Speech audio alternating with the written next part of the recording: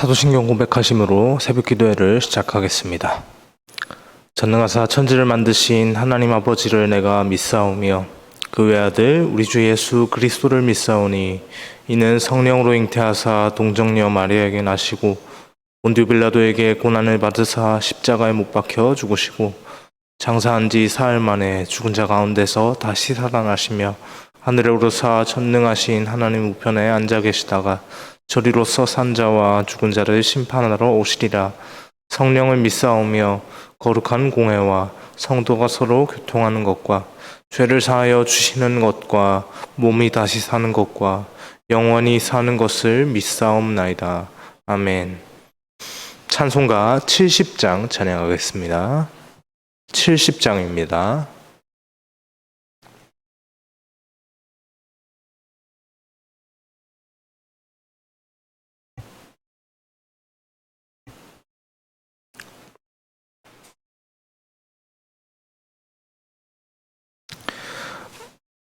피난처 있으니 환난을 당한 자 이리 오라. 땅들이 변하고 물결이 일어나 산 위에 넘치되 두렵지 않네. 이방이 떠들고 나라들 모여서 진동하나. 우리 주 목소리 한 번만 바라면 나의 모든 것 망하겠네. 만유주 하나님 우리를 도우니 피난처요. 세상의 난리를 그치게 하시니 세상에 창검이 쓸데없네. 높으신 하나님 우리를 구하니 할렐루야. 괴로움이 심하고 환난이 극하나 피난처 되시는 주 하나님. 아멘. 이 시간 함께 보실 하나님의 말씀은 예레미야 4장 5절에서 18절까지 말씀입니다. 예레미야 4장 5절에서 18절까지 말씀 함께 보겠습니다.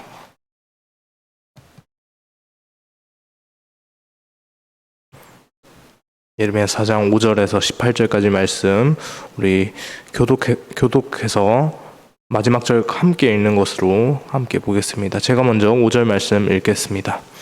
너희는 유다에 선포하며 예루살렘에 공포하여 이르기를 이 땅에서 나팔을 불라 하며 또 크게 외쳐 이르기를 너희는 모이라 우리가 견고한 성으로 들어가자 하고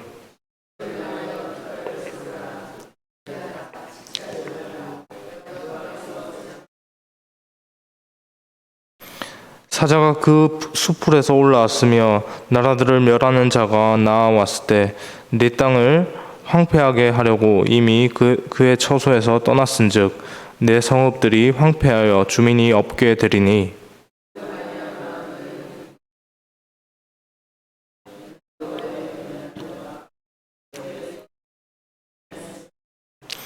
여호와의 말씀이니라. 그날에 왕과 지도자들은 낙심할 것이며 제사장들은 놀랄 것이며 선지자들은 깜짝 놀라리라.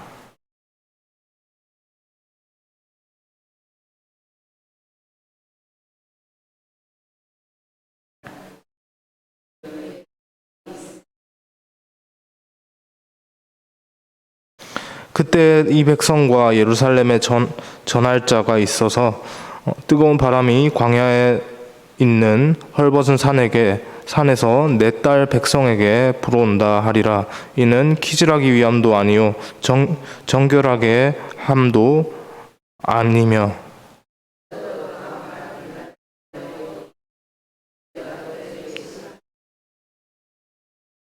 보라, 그가 구름같이 올라오나니 그의 병거는 회오리 바람 같고 그의 말들은 독수리보다 빠르도다. 우리에게 화 있도다. 우리는 멸망하도다 하리라.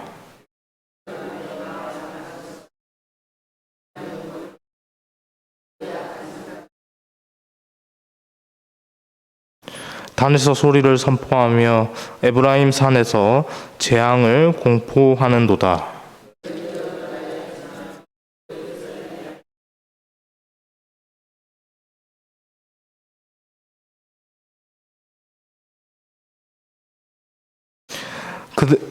그들이 밭을 지키는 자 같이 예루살렘을 애워싸나니 이는 그가 나를 거역했기 때문이니라. 여호와의 말씀이니라. 내 길과 행위가 이 일들을 부르게 하였나니 이는 내가 악함이라. 그 고통이 내 마음에까지 미치느니라. 아멘.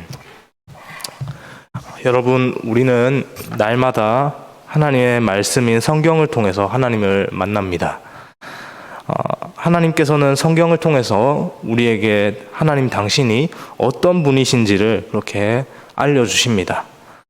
그리고 그런 하나님의 전적인 사랑을 받고 있는 우리들이 누구인지도 그렇게 하나님이 누구인지와 동시에 그렇게 성경을 읽는 우리를 통해서 우리의 마음을 통해서 마음에 그렇게 하나님이 누구이신지 우리가 누구인지를 그렇게 알려주시는 분입니다. 우리가 누구입니까? 하나님께 당신의 형상으로 지음받은 인간입니다. 다른 피조물들이 누리지 못하는 그런 영광스러운 일이 우리에게 일어났죠. 하나님의 형상으로 지음받은 우리가 비록 범죄하여 타락한 상태임에도 불구하고 하나님께서 그것을 가만히 놔두지 않으셨습니다. 계속해서 돌아오라고 말씀을 하시고요.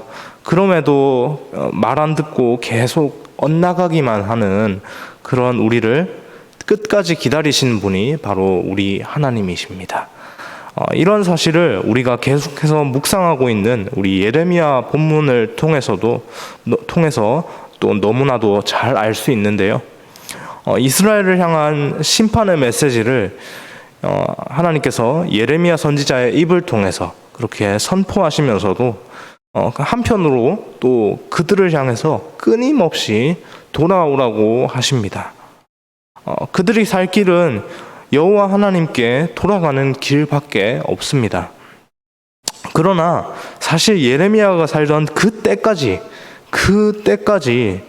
하나님께서는 당신의 백성들을 향해서 이제 나에게로 돌아오라는 그 말씀을 많은 선지자들의 입을 빌려서 이미 계속해서 그렇게 이미 하신 상태였습니다. 그렇게 이미 하신 상태였죠.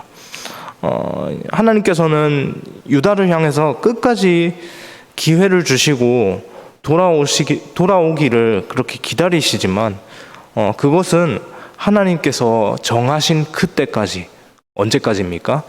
심판이 있기 전까지, 그때까지만 어쩌면 유효한 것이 아닌가라는 그런 생각을 하게 됩니다. 왜 그렇습니까?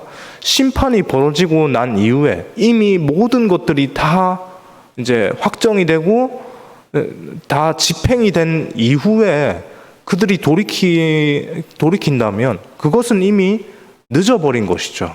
이미 다 집행이 된 상태이기 때문에 그렇습니다. 그 집행이 되기 전에 하나님의 심판이 일어나기 전에 그들에게 어쩌면 그 회개와 돌이킴이 필요한 것이 아닌가 그런 생각들을 또 하게 됩니다.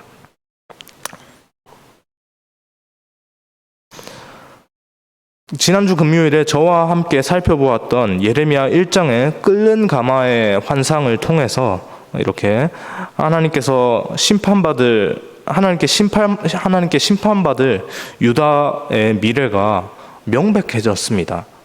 그렇게 유다 백성들은요, 북쪽에서부터 기울어지는 끓는 가마에서 쏟아져 나온 것들에게 그렇게 집어 삼켜질 겁니다. 예언에서는 이제 비유적으로 이렇게 끓는 가마로 이렇게 환상을 또 보여주셨지만, 실제적으로 역사 속에서 유다 백성들이 북쪽에서 쳐들어오는 그 바벨론에 의해서 멸망당했죠. 그렇게 그들은 그렇게 북쪽에서 쳐들어오는 그 바벨론이라는 그 큰 세력들에 의해서 그렇게 멸망당해지고 심판받고, 하나님께 심판받고 그렇게 없어질 운명입니다. 이것은 분명히 유다 백성들에게는 충격적인 현실이죠. 하나님께서도 오늘 본문 9절 말씀을 통해서 이렇게 말씀을 하고 계시는데요. 9절 말씀 함께 읽겠습니다. 여호와의 말씀이니라. 그날에 왕과 지도자들은 낙심할 것이며 제사장들은 놀랄 것이며 선지자들은 깜짝 놀라리라. 그들이 이런 반응을 보이는 것은 너무나도 당연합니다. 하나님은 그들에게 친히 언약을 맺은 신실하신 하나님이시기 때문에 그렇죠. 하나님께서 당신의 거룩하신 이름을 두고 그렇게 언약을 맺으셨으니 그 언약은 결코 변하지 않고 취소되지 않겠다는 그런 맹목적인 믿음이 있는 겁니다. 물론 그렇다고 해서 물론 이것이 맹목적인 믿음이라고 해서, 그렇다고 해서 하나님께서 마음을 갈대같이 변덕을 부리셔가지고 어제 했던 말씀 그리고 오늘 했던 말씀이 다르시고 왔다 갔다 하시는 그런 하나님이시라는 말은 절대 아닙니다. 그럼에도 불구하고 유다 백성들은 그 하나님의 신실하심을 너무나도 그들의 안전장치로서 그렇게 의도적으로 활용하면서 그렇게 악한 모습들을 계속해서 보여왔기 때문에, 그렇기 때문에 하나님의 그 시간 안에서 하나님의 기다리심은 하나님의 시간 안에서까지만 그렇게 유효한 것이고, 그 심판의 때가 일어난 이후에는 아까 말씀드렸던 것과 같이 심판이 이미 벌어지고 난 이후에는 이제 아무리 회개를 한들 이미 심판이 집행된 이후이기 때문에 소용이 없는 겁니다. 그 안에서만 유효한 것이죠. 실제로 어쩌면 그들의 어떤 그 믿음, 하나님께서 우리를 어떻게 심판하시겠는가?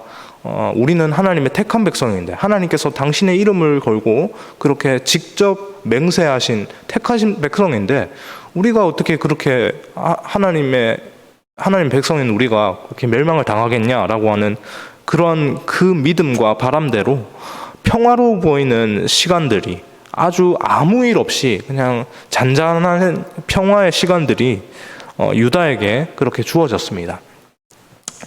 예레미야가 하나님의 심판의 메시지를 선포했던 것과는 너무나도 다르게, 너무나도 대조적으로 나머지 선지자들은, 예레미야를 제외한 그 당시의 나머지 선지자들은 유다의 미래에 대해서 낙관적인 예언을 했기 때문이죠. 한 사람의 말보다는 여러 사람의 말이 어쩌면 더 설득력을 갖고 그렇게 우리에게 다가오지 않습니까? 그 낙관적인 전망대로, 그들의 그 낙관적인 전망대로 역사가 흘러가는 것처럼 그렇게 보이니까 유다 백성들의 입에서 결코 회개와 돌이킴의 고백이 나오지 않습니다. 그러나 그렇다고 해서, 그렇게 낙관적인 현실이 있다고 해서 하나님의 심판이 결코 없어지고 취소되고 그렇게 집행되려고 했다가 내가 그들과 맹세한 여호와 하나님이지, 그러면 내 이름을 걸고 맹세했으니 취소해야겠다라고 그렇게 하나님께서 취소하시는 분 결코 아닙니다. 하나님은 당신의 그 시간 안에서 그렇게 공의를 보이시는 분이시기 때문에 그렇죠. 그런 현실 가운데 있는 유다에게 하나님의 취소되지 않는 심판이 예정대로 다가오는데요. 이 상황을 인간적으로 생각하면 분명히 대혼돈의 사건, 대혼돈 그 자체일 겁니다. 하나님이 우리를 진짜 결국 그렇게 끝내버리시는 건가? 라고 하는 그런 생각들이 그들 가운데 분명히 생길 겁니다. 하나님 어떻게 이러실 수 있나? 라고 하는 그런 생각들 말이죠. 그들은 그렇게 예정된 심판의 때를 바라보면서 소망 없이 살아갈 수밖에 없겠죠. 그렇게 소망 없는 그들의 입에서는 분명히 본문 13절 끝부분에 기록된 말씀처럼 이렇게 우리에게 화 있도다, 우리는 멸망하도다 라고 하는 그런 말을 할 수밖에 없을 겁니다. 그런데요, 심판이 예정된 유다를 향해서 하나님께서 진정으로 원하시는 것은요, 유다가 그들에게 임박한 그 심판이라는 그 현실에 매몰되어서 하나님께 우리 심판 이제 받겠네 라고 하는 그런 마음에 그냥 체념하고 그렇게 현실에 매몰되어서 살아가는 그런 것이 아니고요, 그런 상황 가운데 하나님의 심판은 점점 계속해서 우리를 향해서, 나를 향해서 이렇게 다가오지만, 그러한 상황 가운데서도 내가 지금이라도 돌이켜서 하나님께로 나아가야겠다라고 하는 그러한 마음들을 갖기를 그렇게 하나님께서 바라고 계신다는 겁니다. 하나님께서 그렇게 기다리고 계십니다. 본문 14절 말씀입니다. 본문 14절 말씀 함께 읽겠습니다. 예루살렘아, 내 마음의 악을 씻어버리라. 그리하면 구원을 얻으리라. 내 악한 생각이 내 속에 얼마나 오래 머물겠느냐. 말씀을 정리하겠습니다. 신실하신 하나님의 그 공의로우신 심판을 심판을 그렇게 받을 수밖에 없는 것이 하나님을 떠난 유다의 예정되어진, 그렇게 취소되지 않고 예정되어진 그런 유다의 예정된 결말입니다.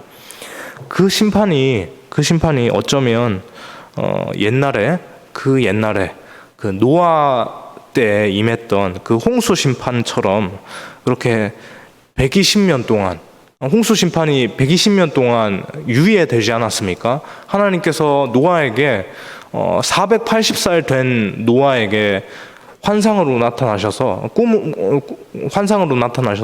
내가 이 땅의 백성들을 물로 심판하겠다라고 그렇게 말씀하셨던 하나님께서 120년 동안 그 심판을 노아에게, 그리고 그 땅 백성들에게 보이시지 않으셨습니다.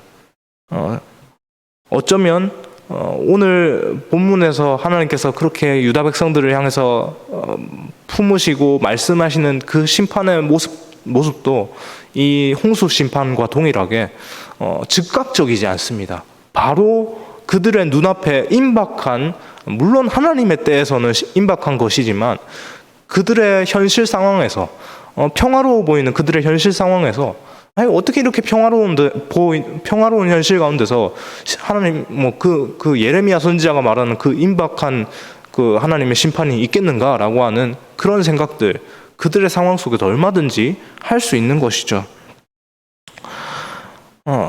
당장에는 그렇게 아무런 문제가 없는 것처럼 그렇게 보이는 겁니다. 그래서 유다는 그렇게 안일하게 하나님 말씀 앞에, 하나님의 심판의 말씀 앞에 안일하게 반응할 수밖에 없는 것이죠.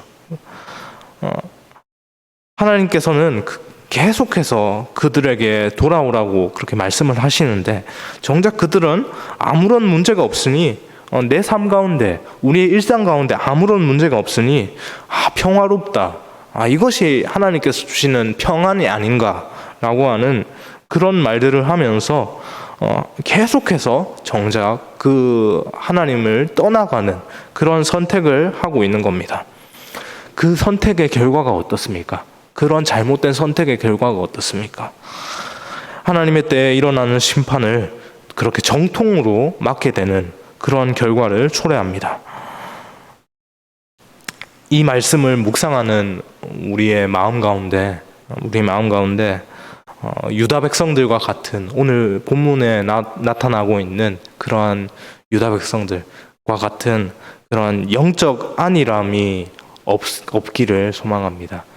우리 마음에 바라기는 이런 영적 안일함, 계속해서 우리 당장의 눈앞에 보이는 현실들이 아주 평화롭고 낙관적이니 우리가 잘하고 있다, 아주 평화롭다, 하나님께서 결코 그렇게 그런 일들을 버리실 분이 아니다라고 그렇게 우리의 것들을 그렇게 아주 자신하면서 낙관하면서 우리의 모습을 그렇게 하나님 앞에